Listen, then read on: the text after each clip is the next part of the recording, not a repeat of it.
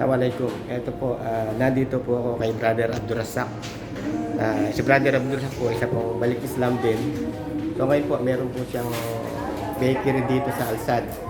Tatabi po ng metro station. Ayun po yung metro station. Oh. Ayan po yung metro station.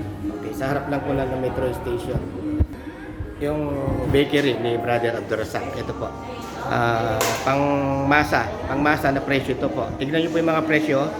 May ayan po, 2 real, 1 real, 1 real. Ayan po.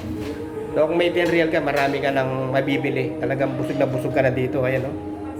Yan po.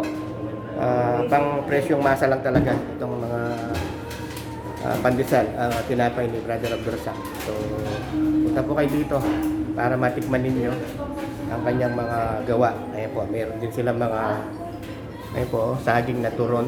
Ayan, lumpia. Ayan po, at saka chicharon na balat ng manok. Hindi po na balat ng baboy ito, balat ng manok yan. Karon po kasi sa Islam, yung baboy. Ayan po. So, pasyal lang po kayo dito kay Brother Abdurrazak dito po sa bakery niya. Ano kasi pangalan ng bakery ni Brother Abdurrazak? Ha? Season Bakery. Season Bakery po. Yan. Ito po sa Alsad. Okay po. Assalamualaikum.